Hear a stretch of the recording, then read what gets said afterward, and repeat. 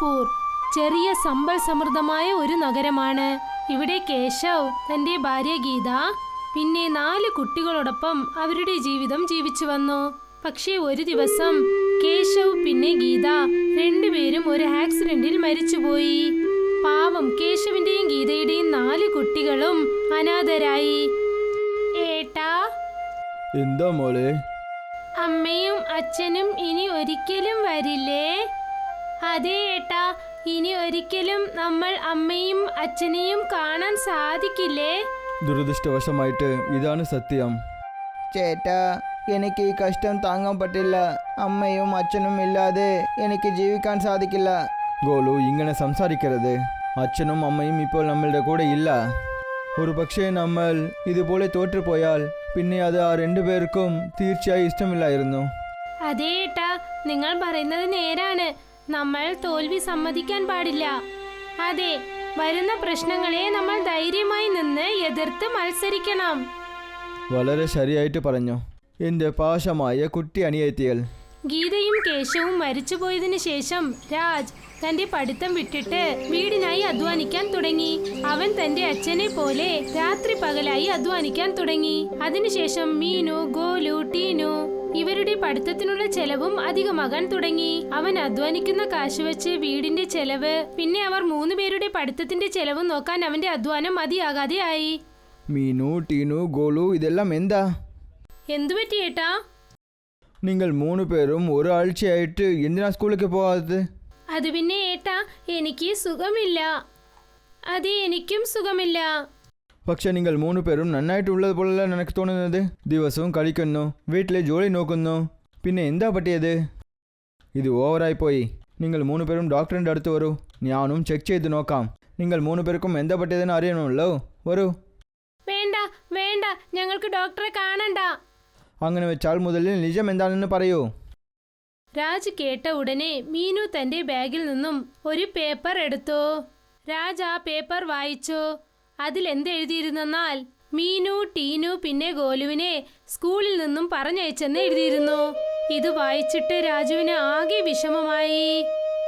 നിങ്ങൾ 3 പേരും ഈ വിഷയത്തിന് എന്തിനാണ് എൻ്റെ അടുത്ത് മറച്ചത്? കാരണം ഏട്ടാ, ഞങ്ങൾക്ക് നന്നായിട്ട് അറിയാം. നിങ്ങൾ വളരെ കഷ്ടപ്പെട്ട് ഞങ്ങൾ 3 പേരെയും പഠിപ്പിക്കുന്നു. ഒരുപക്ഷെ ഞങ്ങൾ ഇക്കാര്യം നിങ്ങളോട് പറഞ്ഞാൽ നിങ്ങൾ ഒരുപാട് വിഷമിക്കുന്നതായിരിക്കും. നിങ്ങൾ ഇനിയും വിഷമിക്കുന്നത് ഞങ്ങൾക്ക് കാണാൻ ഇഷ്ടമില്ല ഏട്ടാ. അതുകൊണ്ടാണ് ഞങ്ങൾ എല്ലാവരും ചേർന്ന് ഈ തീരുമാനമെടുത്തത്. അതായത് ഇനി മുതൽ ഞങ്ങളും ചേർന്ന് ചെറിയ ചെറിയ ജോലികൾ ചെയ്യാം. നിങ്ങൾക്കത് ഉപകാരമായിരിക്കും ഏട്ടാ. ഇല്ല, തീർച്ചയായിട്ടുമില്ല. ഞാൻ ജീവനോട് ഉള്ളത് വരെ നിങ്ങളെ കഷ്ടത്തിൽ വിടയില്ല.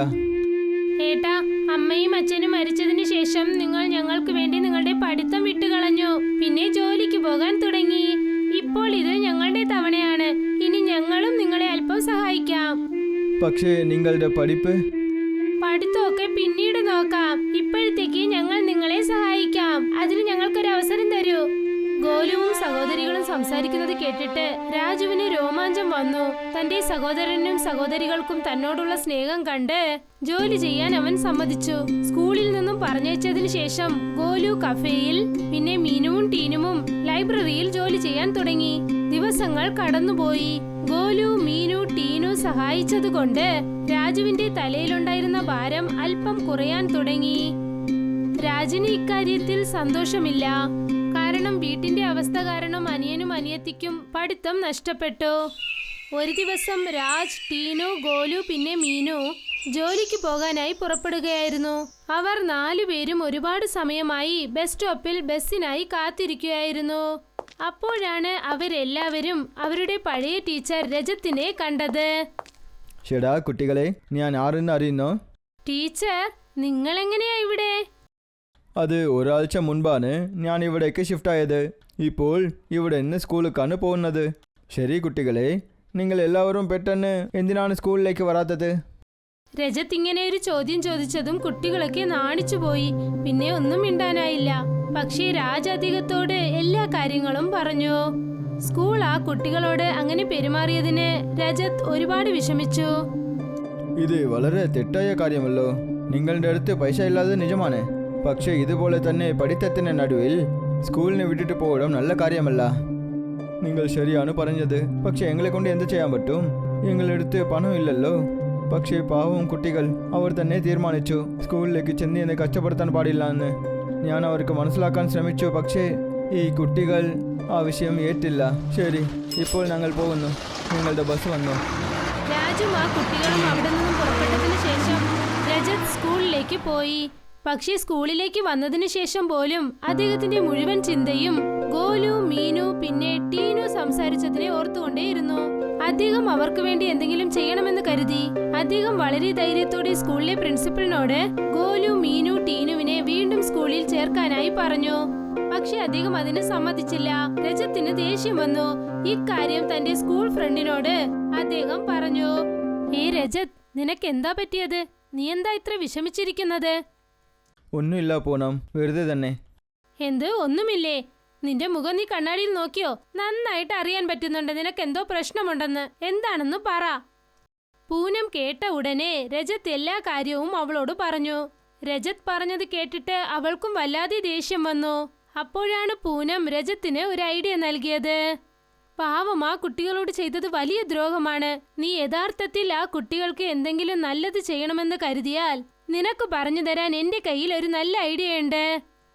എന്താണ്? നീ എന്തുകൊണ്ട് ദിവസവും അവരെ അതേ ബസ് സ്റ്റോപ്പിൽ കണ്ടുകൂടാ? അവിടെ വെച്ച് തന്നെ അവരെ പഠിപ്പിച്ചുകൂടാ? എന്താ? ആ അതെ, അത് തന്നെ. ഇതൊക്കെ കേൾക്കാൻ അല്പം വ്യത്യാസമായിരിക്കും, പറയാനും കഷ്ടമായിരിക്കും. പക്ഷെ നല്ലോണം ചിന്തിച്ചു നോക്ക്. നീ ദിവസവും അവരെ കാണാം, അവരെ പഠിപ്പിക്കാം. പിന്നെ അവർ പുറത്തുനിന്ന് എക്സാമും എഴുതാൻ സാധിക്കും. പിന്നെ തീർച്ചയായും അവരും പാസ്സാകും. പൂനം പറഞ്ഞത് കേട്ടിട്ട് രജത്തിന് വളരെ സന്തോഷമായി. കുറച്ച് വ്യത്യാസമാണെങ്കിലും അവൾ പറഞ്ഞത് നല്ലൊരു ആലോചനയാണ്. അടുത്ത ദിവസം രജത് വീണ്ടും ആ ബസ് സ്റ്റോപ്പിൽ രാജ്, ഗോലു, മീനു പിന്നെ ടീനുവിനെ കണ്ടു. അവരോട് നന്നായി സംസാരിച്ചു. ഹലോ കുട്ടികളെ. Hello teacher. Hello sir. മതി മതി, നിങ്ങളുടെ ഹലോ എനിക്ക് നന്നായിട്ട് കേൾക്കുന്നുണ്ട്. ഞാൻ നിങ്ങളോട് ഒരു മുഖ്യമായ കാര്യം കുറിച്ച് സംസാരിക്കാനാണ് വന്നത്. എന്താണ് കാര്യം രജത് സർ? ഇന്നലെ നിങ്ങൾ ഒരു കാര്യം പറഞ്ഞല്ലേ? അത് കേട്ടതും എനിക്ക് ഒരുപാട് വിഷമമായി.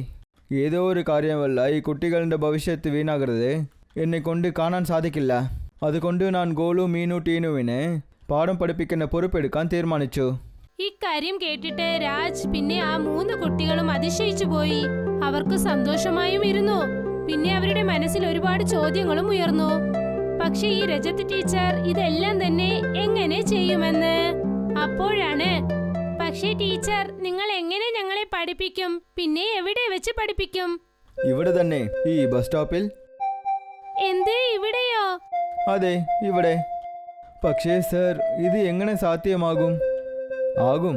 ഇത് കേൾക്കാൻ ഒരുപാട് വിചിത്രമായുണ്ടെന്ന് എനിക്കും അറിയാം. ആദ്യം ഇത് കേൾക്കുമ്പോൾ എനിക്കും വിചിത്രമായിട്ടുണ്ട്. പക്ഷേ എന്നെക്കൊണ്ട് ഇത് ചെയ്യാൻ പറ്റും. ഇവിടെ നോക്ക്, നിങ്ങൾ എല്ലാവരും ദിവസം രാവിലെ 9 മണിക്ക് ജോലിക്ക് പോകുന്നുണ്ട്.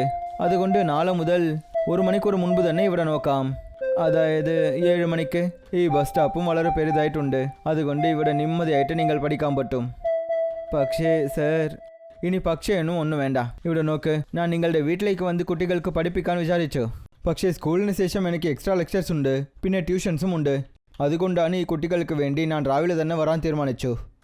പക്ഷേ സർ, ഞാൻ പറഞ്ഞത് ആ കാര്യമല്ല. ഞാൻ എന്താ പറയുന്നത് വെച്ചാൽ നിങ്ങളുടെ ഫീസിനെ പറ്റി. ഇല്ല, എനിക്ക് നിങ്ങളുടെ അടുത്ത് എന്ത് ഫീസും വേണ്ട. ഞാൻ മനഃപൂർവ്വം ഗോലു, മീനു, ടീനുവിന് വേണ്ടി ഏതെങ്കിലും ചെയ്യാൻ വിചാരിക്കുന്നു. അത് ചെയ്യാൻ എന്നെ അനുവദിക്കൂ. ശരി സർ, നിങ്ങൾക്ക് വളരെ വളരെ നന്ദിയുണ്ട്. ശരി കുട്ടികളെ, നാളെ മുതൽ നമ്മൾ പഠിക്കാം. ഓക്കെ? അതിനുശേഷം രജത് ടീനു, മീനു പിന്നെ ഗോലുവിനെ പഠിപ്പിക്കാൻ തുടങ്ങി. അവരെ ബസ് സ്റ്റോപ്പിൽ വെച്ച് കാണും. അവർക്ക് നന്നായി പാഠങ്ങൾ പറഞ്ഞു കൊടുക്കും. ഒരുപക്ഷെ അവർക്ക് എന്തെങ്കിലും മനസ്സിലായില്ലെങ്കിൽ സ്നേഹത്തോടെ പറഞ്ഞു കൊടുക്കും. ഇങ്ങനെ ദിവസവും പഠിപ്പിച്ചുകൊണ്ടിരുന്നു. കുറച്ച് ദിവസത്തിനകം ആ കുട്ടികൾക്ക് പരീക്ഷയും വന്നെത്തി. കുട്ടികളെ തയ്യാറാണല്ലോ? അതെ ടീച്ചർ. എന്നാ ശരി, അകത്ത് ചെല്ലോ. പരീക്ഷയും തുടങ്ങി. രജത് പുറത്ത് പരീക്ഷയുടെ റിസൾട്ടിനായി കാത്തിരിക്കുകയായിരുന്നു. ഒരുപാട് സമയത്തിന് ശേഷം ഒരു വിധത്തിൽ ഹാളിൽ ബെല്ലടിച്ചു. കുട്ടികളെല്ലാവരും പുറത്തേക്ക് വന്നു. ടീച്ചർ, ഞങ്ങൾ ഞങ്ങളുടെ എക്സാം നന്നായിട്ട് എഴുതി. അതെ, ഞങ്ങൾ എല്ലാ ചോദ്യങ്ങൾക്കും ശരിയായ ഉത്തരം എഴുതി. നിങ്ങൾ വേണമെങ്കിൽ നോക്കൂ, ഞങ്ങൾ നല്ല മാർക്കോടെ പാസ്സാകും. ശബ്ബാഷ് കുട്ടികളെ. മാത്രമല്ല പരീക്ഷയെക്കുറിച്ച് കേട്ടതും രാജുവും ഒരുപാട് സന്തോഷിച്ചു. ഈ കഥയിൽ നിന്നും നമ്മൾ എന്താണ് പഠിച്ചതെന്ന് വെച്ചാൽ, നമ്മുടെ ജീവിതത്തിൽ ഒരിക്കലും നമ്മൾ തോൽവി സമ്മതിക്കാൻ പാടില്ല. യാതൊരു പ്രശ്നമായാലും അതിനെ ധൈര്യത്തോടെ നേരിടണം.